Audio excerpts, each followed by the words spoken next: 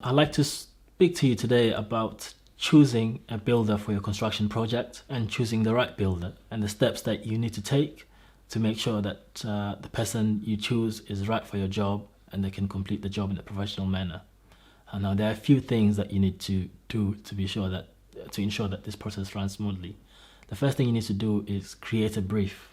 You need to have a very strong understanding of what you're looking for.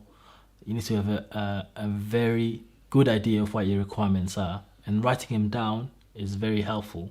So you can write a list of the key things that you need, and then under each thing, all the different things that the builders will need to meet. Once you've got your requirement, you need to get quotes. You need to get a few quotations. Normally, we want to get about 3 to 4 different prices from different builders, and these prices will be different. And once you get these prices, the next stage is to compare and see what's different. Those 4 prices will all be pricing in a slightly different way. So having an understanding of your brief will ensure that when you look at the prices, you'll see if anyone's missed anything out or if anyone's included something that you're not looking for.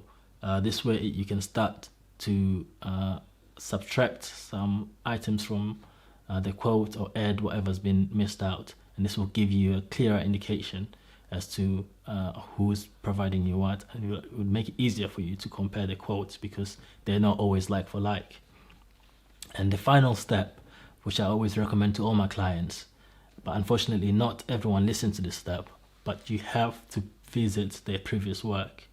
If you're looking at 2 builders, 3 builders, even if you're looking at 4 builders, you have to visit their work, because this will give you a very clear indication as to how they work, how neat they are, how professional they are.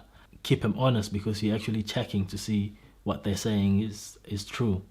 Now, for most professional builders, will be happy to recommend previous clients. They'll be happy to show you around sites that they're working on.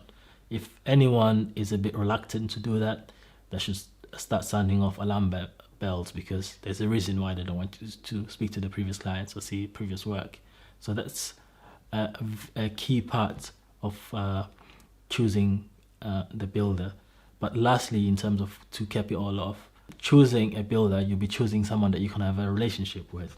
So you need to make sure that it's someone that you can communicate with, someone that you think you'll be comfortable to talk to, someone you'll be comfortable to tell them when there's mistakes or when you change your mind.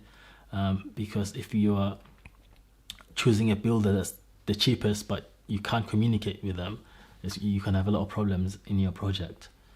So it's quite key that you meet the builders, you have a conversation with them, and you feel comfortable with them, and they feel comfortable with you and the project and what you're asking them for.